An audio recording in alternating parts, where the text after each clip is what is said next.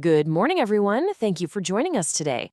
So, in our last deep dive on cloud and edge, we really got our bearings on the here and now. But today, we're pushing right past that and looking straight to the horizon. We're going to be asking, what are the truly fundamental forces, the new physics, the new architectures, the new ground rules that are going to define the next decade of computing? From the absolute weirdness of the quantum realm all the way to our planet's very real limits. Let's jump right in. So here's our roadmap. We're going to start in the realm of the truly mind-bending with quantum computing. Then we'll shift gears and map out what a new, decentralized internet could look like with Web3.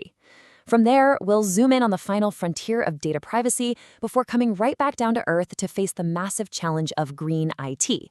And to wrap it all up, we'll tie all these pieces together to see the big picture. All right, let's kick things off with what might just be the biggest leap in computation since the invention of the transistor. We're diving into quantum computing, a field that doesn't just improve on our current machines, it completely rewrites the rules of the game by running on the bizarre, counterintuitive laws of quantum mechanics. So, to really wrap our heads around this, we have to start with the most basic question of all. What actually makes a quantum computer so different from the laptop or phone you're using right now?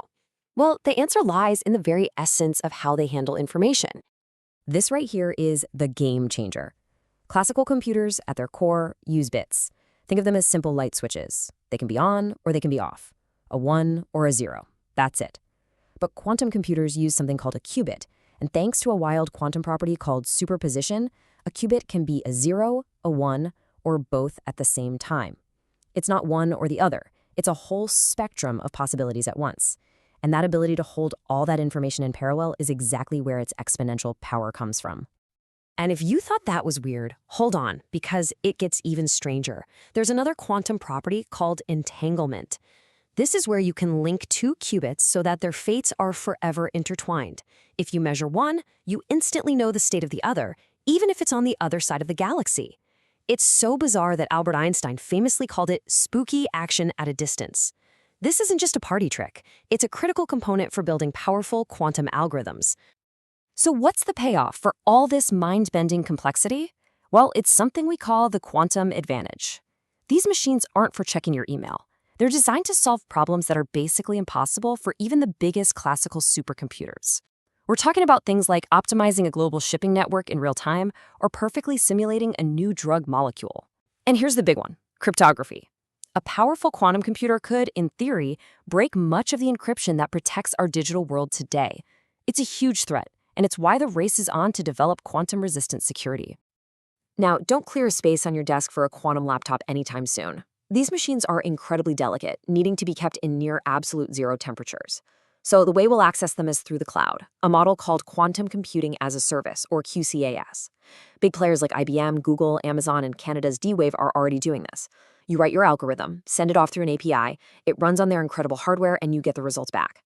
This is huge because it means anyone can tap into this power without building a billion-dollar facility. Okay, we've been deep in the world of quantum physics. Let's pull up a bit and shift our focus from the physics of computation to the architecture of our networks. This brings us to part 2, the ambitious vision for a new decentralized internet, which you've probably heard of as Web3. To really get what Web3 is aiming for, you first have to look at the internet we have today, Web 2. It's built on a centralized client-server model. Basically, our data, our content, our digital lives, they all live on servers owned and controlled by a handful of massive companies. Web3 is a vision to flip that model on its head. It aims for a peer-to-peer internet where ownership and control of data are returned to the individual user. So how would that even work? Well, it's all built on a stack of 3 core technologies.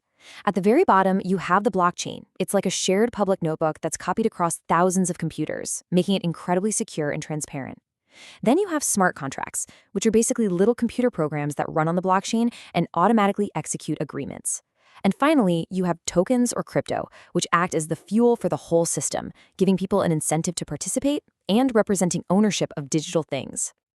Now, as exciting as that vision sounds, let's be realistic. Web3 is facing some enormous real-world challenges. For one, scalability is a huge problem. Many blockchains are just too slow and expensive for widespread adoption. The user experience is often a nightmare. If you lose your cryptographic key, your assets are gone forever. And of course, there's the massive environmental footprint of some blockchains, which consume incredible amounts of energy. These are not small details. They are fundamental roadblocks that have to be solved. All right, time for our third topic, and this one is crucial because whether our internet is centralized or decentralized, one massive challenge remains. How do you protect data, not just when it's sitting on a hard drive or flying across a network, but when it's actively being processed? This is the final frontier of privacy, and it's called confidential computing. You know, for years, we've had really solid solutions for 2 out of the 3 stages of the data lifecycle. We encrypt data at rest when it's stored, and we encrypt it in transit when it's moving. But there has always been this glaring gap. To actually do anything with data, to run a calculation, to process it, a computer has to decrypt it in its memory, its RAM. And in that in-use state, it's exposed. A rogue admin, a bug in the operating system, even the cloud provider could potentially see it. Confidential computing is all about closing that gap. The magic trick here is something called a Trusted Execution Environment, or TEE. You might also hear it called a secure enclave. This isn't software. It's a feature physically baked into the hardware of modern CPUs from companies like Intel and AMD. The best way to think of it is like a tiny, fortified vault right inside the processor.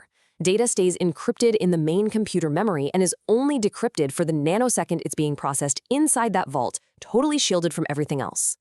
Okay, so what does this actually let us do? Well, here's a fantastic real-world example. Imagine 2 different hospitals that both want to train an AI to detect cancer, but privacy laws prevent them from sharing their sensitive patient data. With confidential computing, they don't have to. Each hospital can send its encrypted data to a secure enclave in the cloud. Inside that protected vault, the data is combined and used to train the AI model. The result? A much smarter, more accurate AI that can save lives, and neither hospital ever had to expose its private data to the other. It unlocks collaboration that was just impossible before. This brings us to our 4th and final deep dive section. We've been soaring through some pretty abstract concepts, quantum physics, digital architectures, but every single one of these computations has a very real physical cost on our planet. We have to talk about computing's planetary constraint and the absolute necessity of green IT. Just let this fact sink in for a moment. The modern factories of our digital age are data centers, and their appetite for electricity is just staggering. A single large facility can easily use as much power as a small city. And as our hunger for AI and data processing just keeps growing exponentially, our digital ambitions are on a direct collision course with our planet's health. So how do we tackle this? Well, there's no single magic bullet.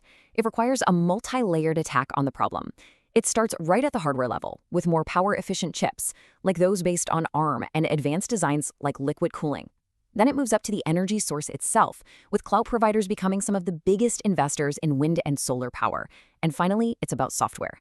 We're seeing the rise of carbon-aware code that can intelligently schedule massive computing jobs to run at times and in places where renewable energy is plentiful. Okay, we've covered a ton of ground. Quantum, Web3, confidential computing, green IT. These might seem like 4 completely different topics, so for our final section, let's zoom out, connect the dots, and really synthesize what this next horizon of computing looks like when you put it all together. After digging into all these powerful and sometimes competing forces, what's the single most important idea to walk away with? What's the core message we should take from this entire exploration? Here it is. The key takeaway is that the future of computing is a massive balancing act. On one hand, you have the almost unimaginable power of quantum computing, but on the other, you have the enormous energy it will consume. You have the amazing vision of a decentralized Web3, but you also have its current inefficiency. Every new power we unlock, every new architecture we dream up, has to be measured against the non-negotiable reality of our planet's limits. True innovation is going to happen where these forces intersect. And ultimately, that's the real point. These aren't just separate chapters in a textbook.